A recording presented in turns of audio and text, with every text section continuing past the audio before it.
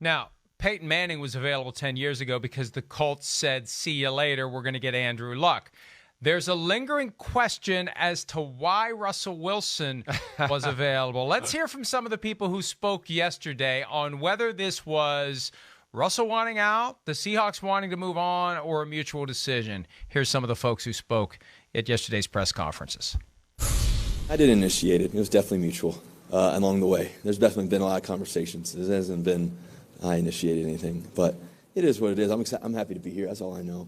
Obviously, I'm happy about the 10 years I've had, but I think that it's we'll have to read about it later. We'll have some fun maybe with my book one day. We'll have some good stories. I know Russ may describe it differently, but I really, as I watched it all take place, I think Russ was really he was open for another chance. We were under the impression that there wouldn't be a long-term extension.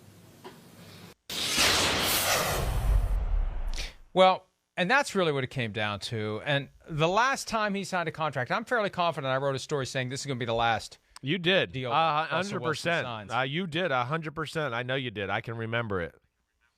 And I got shouted down. Yeah. Shouted down. That's all right. I can take it. I'll, especially if I'm vindicated on the back end. Even if I'm not, I can still take it.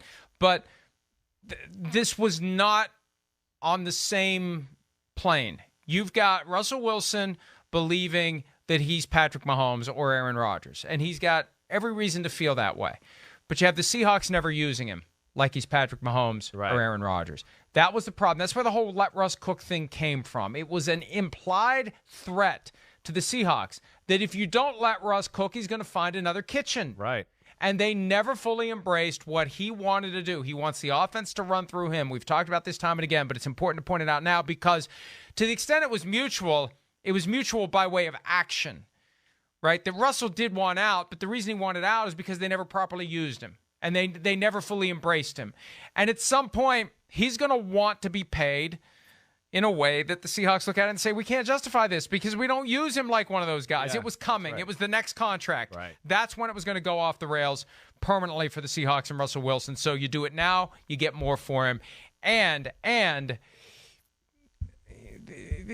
Seahawks, I need to confirm with someone what I can and can't say about this, but I can say this because it's obvious from yesterday's public remarks.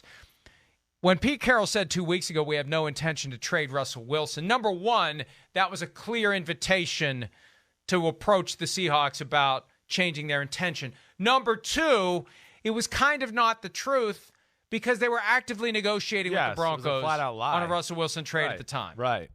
Yeah, I mean, yes, we know that in hindsight now that at least there was a conversation and some tracks laid down as far as the parameters of the trade. Good for the Seahawks is what I say with this. I say good for the Seahawks here in the fact that they stuck up for themselves. I think we had three different comments, one from ownership, the GM, and Pete Carroll. They all said the same thing. And ownership really came out and said it, that Russell wanted to change. Russell was very uncomfortable answering that question in that media press conference yesterday in Denver. That was the face of, oh, yeah, it was mutual. Not really. We know that. Russell, he's political that way. He doesn't want to hurt the fan base in Seattle. He wanted out. He was telling everybody that.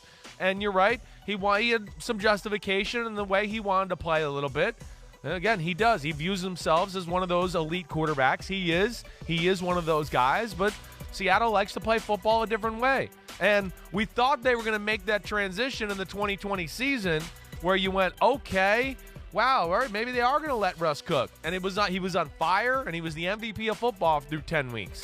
And then he had one or two bad games, and it's like the coaching staff said, all right, that's way too risky. Let's go back to running the ball between the tackles on first and second down and just keep the game close, and we'll let Russell make a play at the end and bring us back. And that's a hard way to play quarterback too. And that's the situation he was in his career, stuck in his whole career. So I understand him not wanting to be a part of that and want to take advantage of what he thinks is his amazing skill set.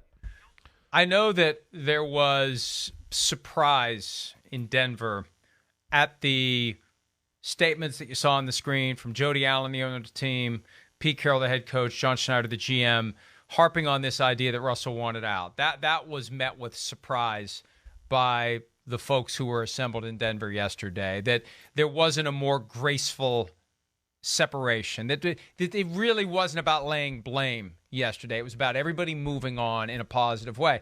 And Pete pointed this out last night. Pete's starting to learn how to stir the crap a little bit here and get me riled up. He knows how to push my buttons to get me to do something that, is going to get people maybe agitated. But Seahawks PR put out a tweet that I think was shade at Russell Wilson. Thank you to one of the best Seahawks quarterbacks in franchise history.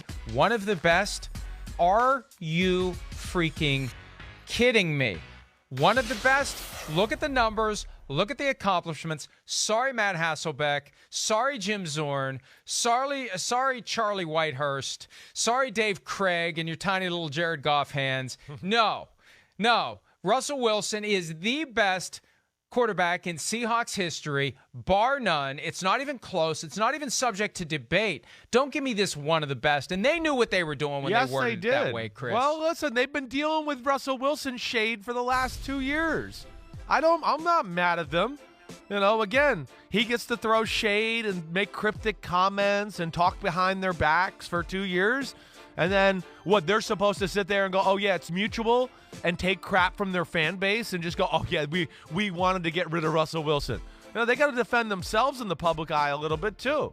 So I'm not mad at them for that. I'm not. I mean, again, I think what they did yesterday, it wasn't about a send-off. They gotta portray to their fan base that they didn't just sell away, Russell Wilson, a franchise elite quarterback in football, just because, they thought they had to make the roster moves. They were forced to do that. They were letting their fan base know that yesterday. So that's official, and we know that. And I'm not mad at them even for throwing some shade. It was shade. I know. But you got. You think it crosses the line? I hate this phrase when it's directed at me, but they're better than that. They are. They shouldn't have done that. They shouldn't have given in to temptation. He's going back there this year to play. If anything, you want to be sucking up to Russell Wilson. You don't want to give him any extra incentive to come back and kick your ass. They're going to want to kick his ass just as badly, it's rare. You're right. One of the great quarterbacks. Yeah. Well, listen, they've had to deal with a lot of Russell Wilson rumors and BS over the last 2 years. I mean, it's their own fault. It's their own fault. Okay, it's their own fault for not using him properly. Well, I get it. You said it yourself. They don't use him the right way. I get it. I know. They alienated him one day at a time.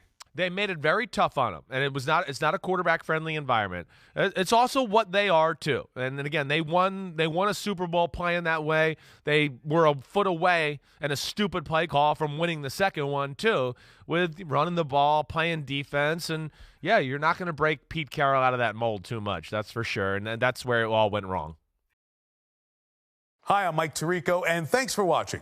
Make sure to hit subscribe for the latest news and highlights from NBC Sports.